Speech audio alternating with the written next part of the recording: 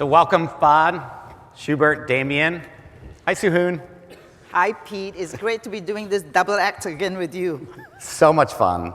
So Fahd, thanks for helping us frame this video and session with that amazing video about why many of us travel. So bringing together cultures, bringing together amazing destinations.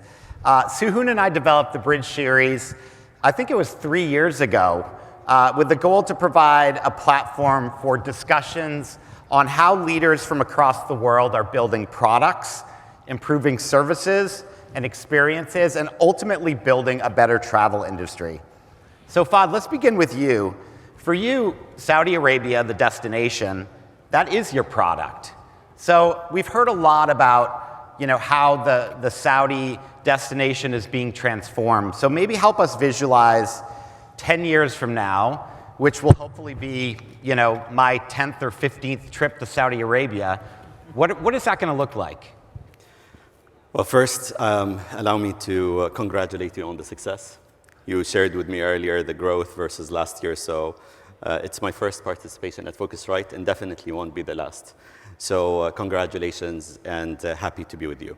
Talking about Saudi, I think maybe many of you have not been to Saudi, so let me tell you what Saudi is today, and then I'll tell you in 10 years what I expect it to be. But starting with what it is today, it's the land or the home of Arabia that has been kept as a good secret and mystical destination for thousands of years. And we embarked on the tourism development as a sector to transform our socioeconomic landscape. So Saudi was always dependent on oil, so we embarked on this very ambitious agenda of transformation called Vision 2030.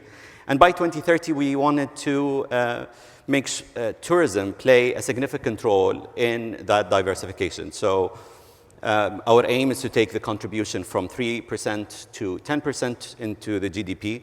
That would make it second to oil. The new oil, basically, for Saudi. And we wanted to focus on growing human-led sectors like tourism, sports, arts, and culture. And we would like to host 100 million visits by 2030. Now, if I move forward 10 years from now, that would be end of 2033, maybe 34. I would be hopeful that you will attend the World Cup in 34. You will see all the giga projects that we've announced, from Diriyah which is the heritage capital of Saudi and Arabia, to Al-Ula, which is a 7,000 years old destination, which is like Petra on steroid, and the Red Sea, that is a sustainable destination and a reference, hopefully, for other sustainable destinations. And the line would be the meeting point for all digital and global nomads. Fantastic. So let's ask Schubert and Damian. Have you been to Saudi? No. Okay, anybody in the audience who've been to Saudi? Oh, a few people. Oh, quite a few. Who wants to go? Come on, we have a lot of hands there. Okay, so my hand is up too. So we're going to stay with you, Fahd, because I don't know if you know that, but in his previous life, he was a startup, right? And you started a business in database marketing, and then you sold it to Active Marketing, right? So it is stated in startup land that too much money can actually kill a startup too early on, right? And so I'm wondering, right? Saudi has like $1 trillion to spend on tourism in the next decade. How do you balance creativity with money? Thank you for the question. I would say threefolds. Number one, innovation and creativity is not for vanity. So you need to address the challenges of the world and destinations. There are so many lessons in this sector from the world that we've been collecting. So our first take on innovation is to address the challenges that the sector is facing. So talk about authenticity. Many destinations lost its authentic offering. So we don't want to copy other destinations. Talk about mass tourism and damage on environment sustainability. Talk about talk about prioritizing international investors over residents. So there are lots of lessons from around the world that we need to be creative while building big, be true to staying authentic, being sustainable, prioritizing the visited before the visitors, and so on and so forth. The second level of innovation, I would say that's where probably money is needed. And the bigger the resource that you have and the financial resources, the bigger the responsibility is. So while people talk about giga projects, we call them giga responsibilities too. Because if we don't learn from the world and do things right, the world is going to be unforgiving. So, so we take, for example, a place like Neom. Neom has reserves today that represents 90% of its land. We want to rewild around 4 species there. Al-Ula witnessed the rewilding of the first Arabian leopard. So sustainability, and allow me to be a little transparent here. In the past 4 years, I've attended so many sessions, and I've heard the word sustainability over and over. It has become what I call the S word. People talk about it, very few people do anything about it or act upon it. And it's not because of ill intention or lack of goodwill at all. It's just that it comes at a very high ticket price. So with the resources that we have, we must translate that into real commitment into sustainability. The third is innovation, innovate big, where you reimagine what a city could look like, the line in Neom, or reimagine what a hotel room could look like. And it's not about how much money you have. So it's not about putting money into creativity, it's identifying where the benefits and the value that can fulfill the passion of travelers and doing that responsibly. Okay, thank you. So this is exactly, it was a very good framing for why Hoon and I created this bridge series, is to learn about all the things that people are doing around the world. And when Hoon and I connected about conference theme at the beginning of the year, we thought about developing themes that really aligned with each other. So the theme of WIT Singapore this year was? The human revolution. The human revolution. So we're talking about you, me, and the machine and the human revolution. And we always like to get to know our panelists as humans. So we're going to jump over to Schubert here. So you joined Trip.com from Meituan, and you said that the reason why is because you're a passionate traveler. It's something that's in your DNA. It's something that you and your family like to do. So that's the main reason from a personal perspective. So maybe help us understand, what's the best trip that you've been on since COVID? Yeah, there's the one wonderful trip that I went on just a couple of months ago. Looks really wonderful. Yeah, this looks amazing. The picture that I took when I started at the beginning of my trip. This is what I call, behind every dream, there's a reality. And this is the reality that we all see nowadays when we travel.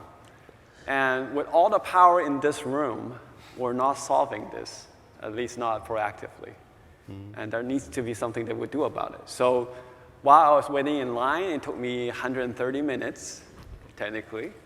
I was looking into every little aspect that we can do from a technology standpoint and how we can solve this problem. But were you thinking about the tulips and the windmills as you were here? I was, but until I see that line, it was complete chaos. Well, actually jealous of you because I spent 120 minutes at JFK Terminal 4 when I landed as well. But I wasn't thinking about how to solve this. I was thinking, I'm never landing at JFK Terminal 4 again. So, but Damian, okay, good to see you again. And I only see you once a year. Yeah.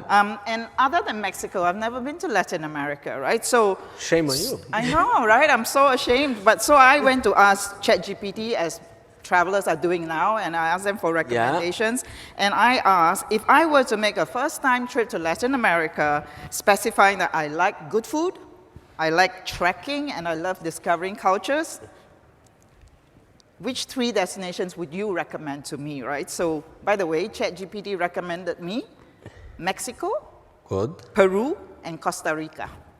I would agree on 2 of the 3. Which 2 of the 3, which certainly Peru and Mexico, and both I mentioned, amazing. Among the 50 best restaurants in the world, Latin America has significant number, and Peru the highest. Peruvian food is amazing. They have done a culinary revolution. And all the options you have for visiting from beaches to ruins is amazing. All Mexico, nothing new to say about that. Okay, I go into Peru. Brazil. Okay, That's the Peru. only All right. Okay. addition to the list. And is that Peru? No, that's not. You asked me to bring a picture of a personal trip. You can see two things there. Number one, that's the Atacama Desert. Very unknown and spoiled destination in the north of Chile, the driest desert in the world. There you can see the flamingos at sunset. That's 4,000 meters high. And you can see another thing, that my kid looks a lot more like my wife. Thank God. All right. Not only the hair part of it, but it's much better looking. It's a wonderful, wonderful place to spend time with kids. Okay. Looks peaceful. So shall we get into the product part of things Let's- now, other than the destination? So we're gonna go to Schubert, you know, and Schubert was Meituan's product chief, and you know, Meituan's done a fantastic job of getting into the hotel vertical from delivery, right? And so is there a key lesson that you've learned from working with other brands that are non-travel, and how have you applied that to the travel vertical? Sure. Product. Yeah, I think one of the lessons I definitely learned there is the level of data that you collect throughout the journey. I think the challenge we see in the travel industry is we have very fragmented data, where in the traditional e-commerce you have end-to-end data control. And the granularity you track that data is so deep that you know exactly how to do the right routes and how to cut delivery time from 43 minutes down to 28.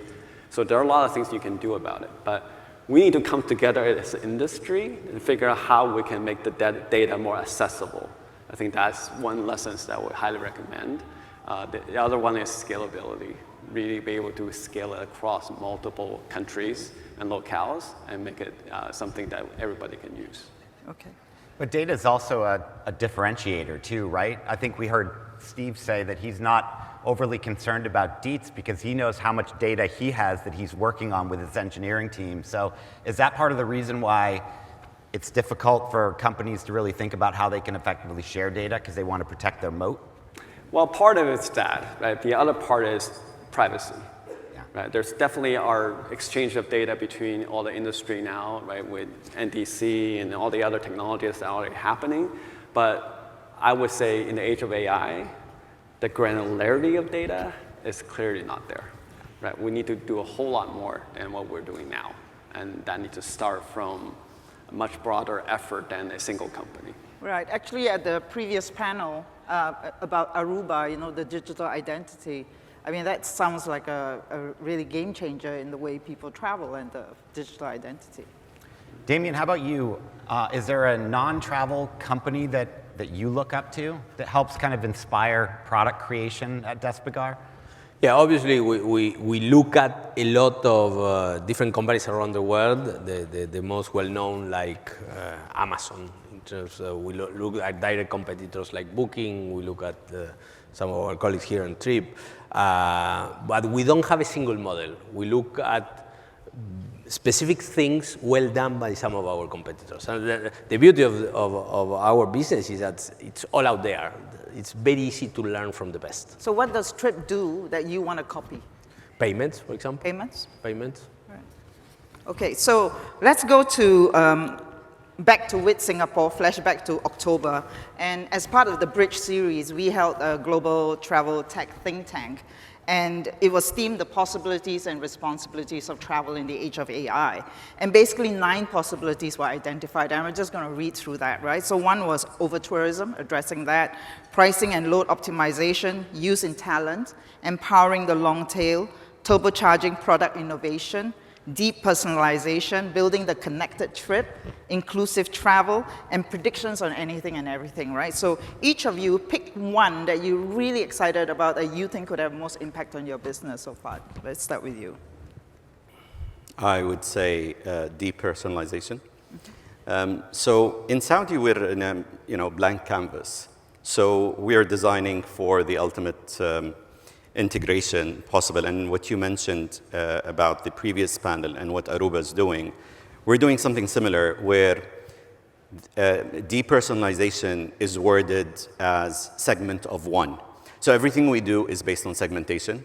And the segmentation started with demographic segments to psychographic segments to segments of behavioral profile based on historical data that we get from our partners. The next generation is the segment of one. And that cannot happen without a single unique ID. And I think the learning from the pandemic is that you saw for the very first time centers of government aligning all the players from aviation to airports to hotels, you name it, around protocols and integration. And they did that because it was the priority to save lives. Now, if we manage to do that, to get people in and out, we should stay together, but not just to save lives, but to delight travelers. So what you said, that integration, to get into ground, I think we can if we learn from what happened in the pandemic, because we saw a lot of people getting into the same room, sitting on the same table that never talked to each other before. Absolutely. You know, in Singapore, there is the plan to actually go passportless travel by next year. I mean, that is the ambition.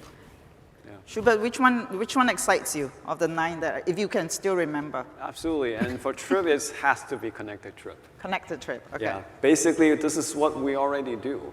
Right? At the beginning of the trip, it's not about buying something, it's about where should I go? Why should I go there?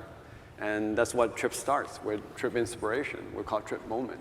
Yeah. And with that, then you look into the transactions you can do, but that's still the beginning of your trip. Then you go into the in-journey, what should I experience, where should I go, where should I shop, and how should I eat? And all that is part of our service offering. And finally, the reviews you generate that can help the next person to get their trips planned for the next journey. Yeah, I mean, Trips plan is definitely to create an entire ecosystem within your app itself, right? Absolutely. Damian, what about you? Yeah, I'll go with extreme personalization. I would love to also subscribe to Schubert's integrated trip, but the issue is that I see is related to the previous comment, that it doesn't depend on us only. When the issue of connectivity across a fragmented value chain like ours is critical. I mean, and it doesn't depend on us using the technology. It depends on governments. It depends on a lot of things that I don't see. I'm less optimistic about the possibilities of that happening. Okay. Even with better technology. Okay, so Trip recently held its Global Partner Summit in Singapore and flew in 2,400 people and swarmed the whole island of Sentosa.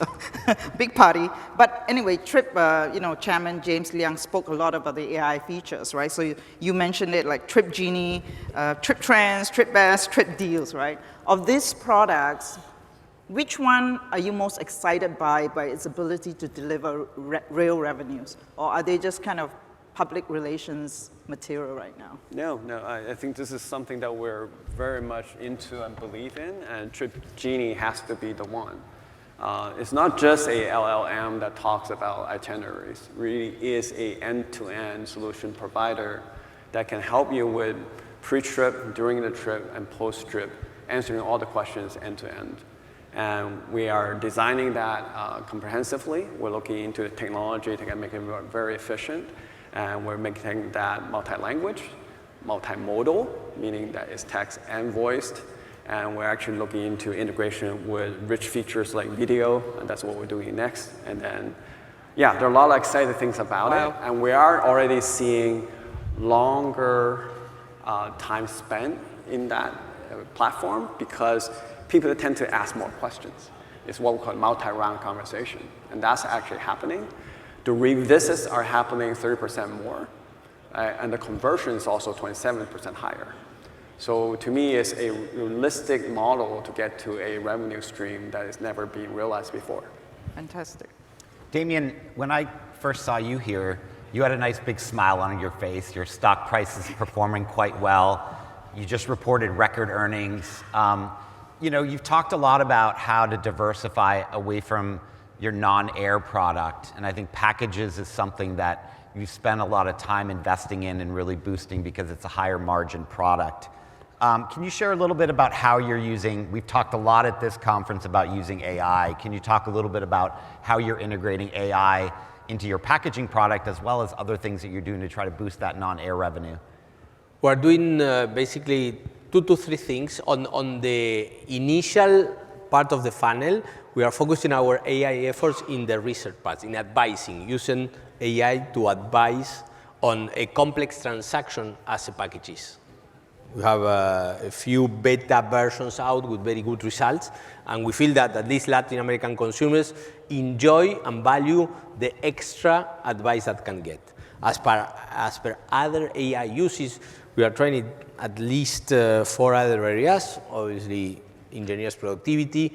We are looking a lot into how to prioritize customer care cases, depending on a set of variables to decide on which channel best to serve you and obtain better satisfaction. We're using it, obviously, to cross-sell and increase the penetration of packages. We are extremely happy with the results, and we're just scratching the surface. Fantastic. So, the 3 markets here are huge on social. There is one commonality, right? The humans in this region are huge on social. And for the first time, I think we're seeing actually social being linked to conversions now. I think definitely we're seeing that in Asia and China, and I'm sure. So, Schubert, let's talk about your trip moments, right?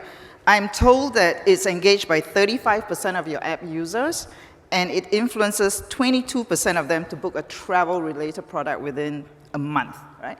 Do you think this is specific to Asia, or are you seeing different behaviors across different markets? Honestly, the data is telling us it's beyond Asia. Beyond Asia. Beyond Asia in the sense where around 8:30 at night, you see the traffic start spiking and people start scrolling. 8:30 at night? Well, it's people don't after have dinner. lives. I don't know why the data is telling us that, but that's what they do. They actually do it right in the evening when there's nothing to do, and they just kind of scroll around and figure out what they want to do. And that happens about 30 days before their trip, meaning they start looking for ideas. So instead of just a bunch of text or something that you can relate to, these are now rich videos from people that you may already have followed.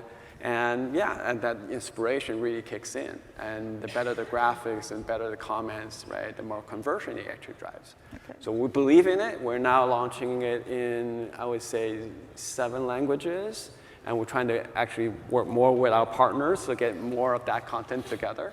So we're excited about this way of conducting it. And we have a lot of licensed KOLs actually generate these kind of content.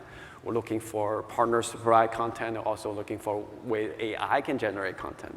So we're looking at all those possibilities. All right. How about, Damian, is the creator economy, is that something in Latin America that you're also kind of leaning into and doubling down on? Absolutely. It seemed like it. Yeah, it's a way to disseminate ideas for travel, and it's extremely effective for us. So what I find most interesting in Saudi is that, I think, Fahd, you told me that you actually just made your first domestic trip quite recently. So you got a really sort of new growing domestic market, right? And that's been a big pillar of your growth. And it's always said that the best promoters of your destination are your own people, right? So are you leveraging local content creators as well for, promoting Saudi? So first, I would say Saudi, as per the data says, is the highest consumer of social media in the world per person. So the default answer would be absolutely yes. And yes, I did talk about domestic, and I think when I took this job 4 years ago, it was always to me, while some say that domestic tourism is very important, it was always looked at as less sexy, always focus on the inbound. And if we learned anything from the pandemic, is that for any sustainable sector, you need to focus on the visited before the visitors. And for us, for the past 4 years, we've been growing in terms of number of visits. For the past 3 years, we're rated the fastest growing destination in the world for a reason. But if you look at the domestic alone, we jumped from below 50% to below 50 million to 71 million this year. Inbound jumped from 16 to over 30. So we're witnessing rapid growth because people did not know Saudi, even the Saudis themselves. Yeah. And as everyone goes, they created content, not just for the locals, but for the world as well. Right. Yeah, and I think Asia is a perfect example here of destinations that had been relying on the Chinese traveler until the pandemic came, and then they had to reinvent their own local, domestic tourism to really keep the tourism economies alive. And now as the Chinese traveler starts to gradually pick back up pace again, they'll have to transform again and be able to welcome a Chinese traveler. Well, even And if I may build on this, not only to sustain the business, but also to attract foreign investors. Foreign investment today looks at sustainable sectors based on their local demand. And we are witnessing a significant growth on investment after the pandemic. Well, even tiny Singapore created a domestic market during the pandemic. Right. So shall we wrap it up? We got 4 minutes to go, Pete? Sure. So everything seems to be going well for Saudi, but the biggest challenge with any product is distribution. So getting to the market. What would you say your biggest challenge is, global distribution of the product of Saudi, and how are you solving for that? So I wouldn't consider this as a challenge that's different from the previous challenges that we've been taking on. It's just that the phase now is focusing on distribution. So we started with the supply, product development, promotion, and generate demand. Now we just want to make sure that we hit the right levels on distribution impact. And what I mean by distribution impact is distribution is measured by 3, I would say. It's availability, visibility, and endorsement. And that's what we're doing. And the partners that we're reaching out, and it's part of why I'm here today, is that we just want to enroll as many partners as possible. We've done our investment in a marketplace that makes it easy, accessible to connect and access our product, but we're not limited to our own platform, our marketplace. We're working with all trade partners and distributing through their networks. Right, so that is one of the challenges. So let me ask Schubert and Damian, what is the biggest challenge? I mean, everything seems to be positive, but what's the biggest challenge facing Trip? Right now in terms of the business? Yeah. Right. Really is to better serve our customer. I think we are still not fully understanding our international customers' need. We have an excellent product in certain part of the world. We're #1 in a number of places already, but being able to understand the user need is what we're focusing on. I'm participating in user labs myself across multiple different languages and figure out what do they really want and providing that service to them. Okay, Damian? For us, I would say that having grown our packages and hotels verticals very nicely, we're very happy about that. We want to take that approach to make other verticals, car rentals, insurance, grow as fast as. Okay, so apply the same playbook. Okay, so let's do the human test to wrap up. Okay, so Schubert, let's begin with you. What's the human quality you most want to work on about yourself? Although you seem perfect, but Far from it. So there's one thing we're definitely working on in the age of AI is what we called empathic design. What's that empathic design, which is to really engage with users and observe what they're doing, and then be able to take out what we call the unarticulated need that they have. Right? So be able to get into that, and that's something that we're currently working on very aggressively. Damian, if you could use the machine to improve one thing about travel, what would it be? I would work on the connectivity, on the seamless connectivity of the experience. Right. On the 120 minutes line. Okay, seamless. So Fahd, if you could train the machine to adopt one human personality trait, what would it be? To be thoughtful. That's food for thought. All right, okay. No, but I think technology, to me, the guiding principle is digitize the expected, but humanize the unexpected. And that's where we can be thoughtful and think of what was never articulated. Schubert, what makes you smile? One word. Possibility. Possibility. Damian, what makes you cry?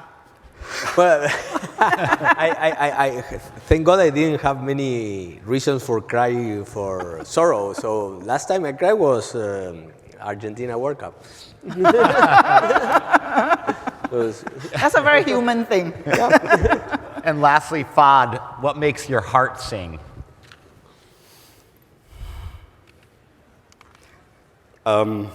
seeing the world coming closer, and I believe that, I've had, in my past 26 years in life, I worked in 4 sectors. Nothing makes me feel I'm doing good like the sector of tourism. Mark Twain says travel is fatal to prejudice, and I see it. So being open, until today, 85% of the world travels to 10% of the land. I encourage you to visit new destinations, even if it's France, the most visited country in the world. Go to destinations within France that you haven't been to. Fantastic. Thank you very much. Thank you, guys. Fahd, Schubert, Damian. Thank you. Thank you. Thank you.